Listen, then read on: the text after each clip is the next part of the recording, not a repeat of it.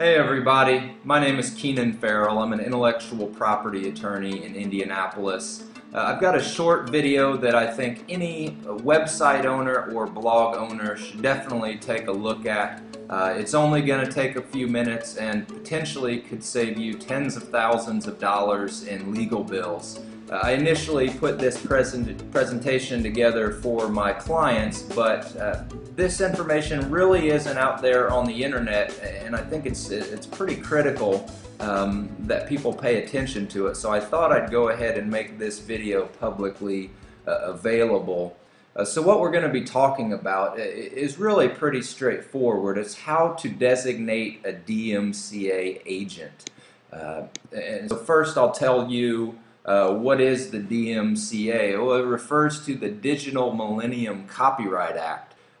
Just as a beginning point, know that copyright law grants the exclusive right to display and distribute a copyrighted work.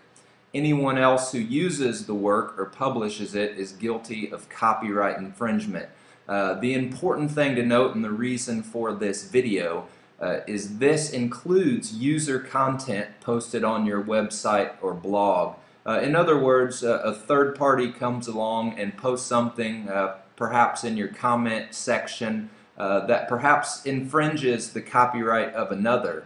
Under copyright law as it's written, you could potentially be liable as well for copyright infringement unless you claim the exemption from liability that's provided by the DMCA. It's a United States copyright law that was signed into effect back in 1998 by President Clinton. It does a few things, including it introduced the concept of digital rights management and making it illegal to circumvent DRM. In addition, the DMCA heightened the penalties for copyright infringement on the internet. It also did one other important thing, which is the topic of this video. Under the DMCA, a website owner enjoys immunity from copyright liability for user content, provided they promptly remove infringing material at the request of a rights holder and then designate an agent to receive copyright infringement notices. And that's what we're talking about today. It's often overlooked by people, and it can leave you exposed to liability for things that other people are posting on your website.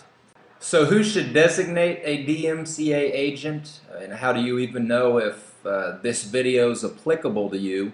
Well, the statute refers to a provider or user of an interactive computer service. So it's pretty broad. It's going to include website owners, bloggers, online service providers, pretty much anyone who runs a blog or a community website that accepts user content. The actual language of the DMCA, 512C, is what we're going to be looking at, and specifically, and I'll zoom in here to the language referring to designated agents.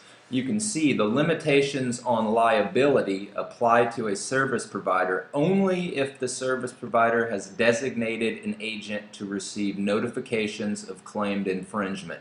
So that's what they want here. They want you to essentially just send in this one-page form, more or less spelling out who should be contacted if there is infringement occurring on your website. It allows the rights holder to know who they should get in touch with, essentially, to make a claim that material be taken down. To complete this one-page form, mail it into the Register of Copyrights, and what it'll do is if anyone comes across your website or blog and finds their copyrighted information, they'll know who to contact to have that taken down.